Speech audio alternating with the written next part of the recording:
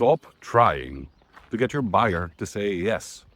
This is Sales for Nice People. But hang on, we want our buyer to say yes because that means they're going to send us the money, and that means we can get to work and do the job that they want us to do so that we solve their problem. Yes, but the more you try to figure out how to get your buyer to say yes, the more likely it is that you're not going to get the yes, because it becomes a very awkward situation. You're sat there, you've both asked your questions and you've looked at the proposal and you've discussed terms and conditions, and they're not enrolling themselves. And now what do? What do you say? Well, let me know. Let's catch up again in a month. Send me an email. Let me know how the conversation with your CEO went. And there you are, no advancement happening in the sale, and you not knowing what to do. And then you might end up with intelligent questions like, does it look to you like this project would actually solve your problem? And they would go, yes, but, and that is where things go wrong. Because when people say yes, but, it means no, because. And that's how your sale gets stuck. That's how your conversation stops advancing. So instead of trying to get somebody to say yes, when you feel that there's something there and they are kind of ready, but they're just not ready to make the decision yet and say yes, ask them to tell you no. Instead of trying to get a yes out of people, have them tell you no, but.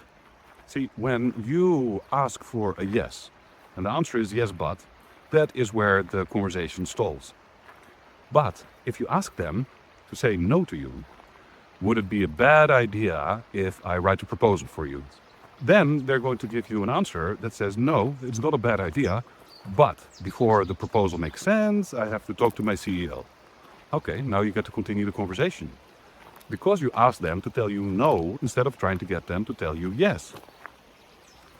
And this is very important, especially for nice people, because when you are a good egg, when you have all your values and your integrity in place, and you just want to do a cracking job for people, and that means that they have to say yes and pay you so that you can get to work, do your cracking job, then you might be one of those people who don't get the gig, who don't close the sale, simply because you're not able to get that other person to make up their own mind and make their own decision and tell you yes.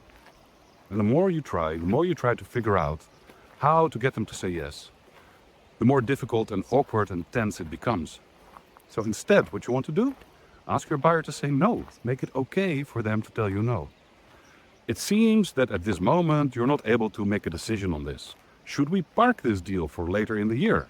Now they're going to go, no, we still want the deal, but there are some things that we have to get in place first. Okay, now you get intel, now you get to understand them better, and you get to continue the conversation, which is helpful because without the conversation, the sale isn't going to happen. So when you're sat there and your buyer wants your work and needs your work and they agree and they like it and they agree with the price, but they're not saying yes, stop trying to get them to say yes. Get them to tell you no. This is Sales for Nice People. We'll see you again tomorrow. And meanwhile, you can sign up for a short daily email at salesfornicepeople.com/sign up.